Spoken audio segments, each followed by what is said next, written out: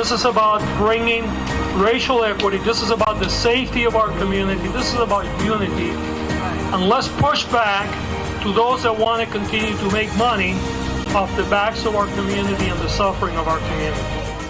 That is from an ad released by a group called Stand with Gascon, allies of the LA County District Attorney who stood by him during a recall effort launched last year. Welcome back to Inside the Issues. I'm Alex Cohen. Gascon ran on a campaign promise of reforming LA's criminal justice system, but critics say he has gone too far, and they are trying to oust him once again. In fact, today, the Recall DA campaign announced that they are on track to qualify for the July 6th deadline, with more than 125,000 of the 566,000 signatures needed. Eric Siddall, vice president of the LA Association of Deputy District Attorneys, spoke with my colleague, Ariel Wessler, and began with why he personally wants Gascon gone. Los Angeles has seen George Gascon's social experiment firsthand for about 14 months, and people are tired of it. They're tired of the smash and grab. They're tired of the increase in homelessness. They're tired of the increase in violent crime, especially homicide rates, skyrocketing, erasing basically 20 years of progress. And people are seeing robberies all over the city. So I think that's really what has happened, is that people are finally seeing that this social experiment is not working and they want to put an end to it. Well, and it's not just a few people. We're seeing, almost 98% of the frontline prosecutors represented by the ADDA support the recall. So why would you say prosecutors are unhappy with their boss's policies, maybe specifically? Look, our organization is a bipartisan organization. In fact, if you look at our board of directors, of the 7 members of the board of directors, 6 are Democrats, 1 is a decline to state. So this is a bipartisan effort in terms of every prosecutor in the office. And I think the reason why you saw 98% of the line prosecutors in the district attorney's office support the recall is because they see firsthand about the carnage that Gascon is inflicting on the victims of Los Angeles. We go into court every day and we see firsthand what his policies, what his directives are doing to our victims. I was talking to a woman whose father was killed about 20 years ago. And she told me that 20 years ago, she felt like the DA was her guardian angel. Today, they feel like the DA is their enemy. And I think that speaks volumes. Well, you have 2 LA County prosecutors that have filed a lawsuit alleging they were demoted from their own positions for complaining about Gascon's policies. What can you tell us about the lawsuit? Well, the lawsuit by Maria Ramirez and Victor Rodriguez is a long line of lawsuits. In fact, on the first day of taking office, Gascon retaliated against a very senior prosecutor named Richard Doyle. That cost the taxpayer over $1 million in settlement.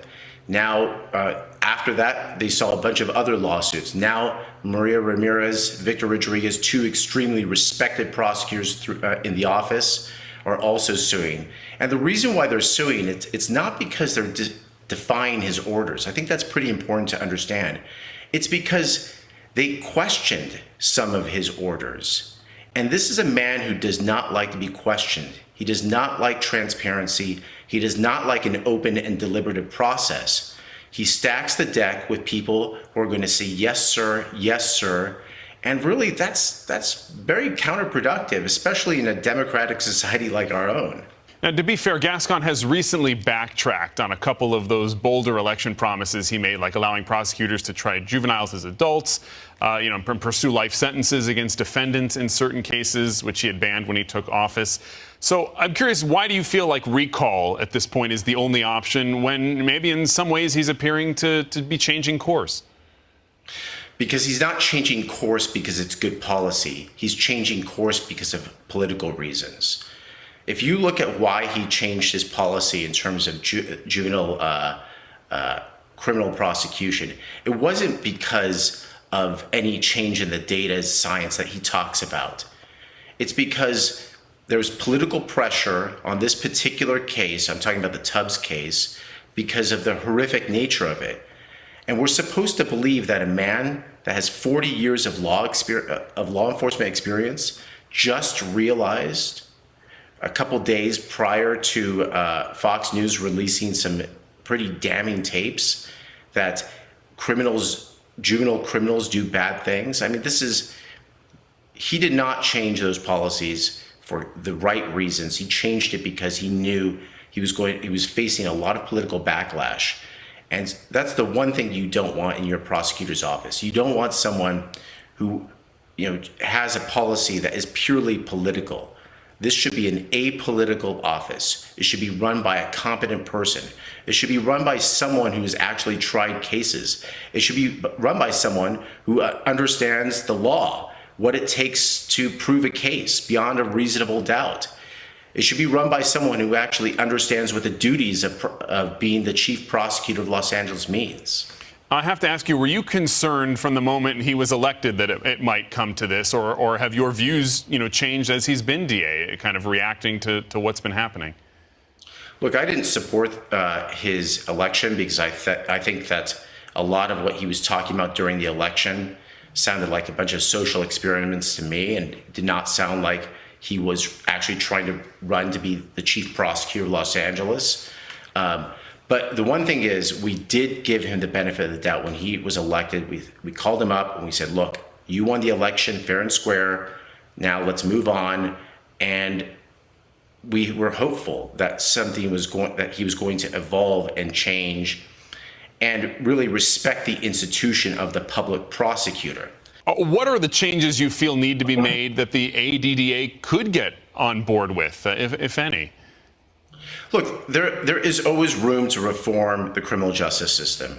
And there are ways of disrupting for example, criminal gangs without causing real damage to communities in terms of mass incarceration. There are ways of being more focused, be more strategic, and also be more nimble in terms of the way we deal with prosecution. We just feel that he has not done a good job in terms of bringing these reforms. And if you look at it, for example, he talks about diversion.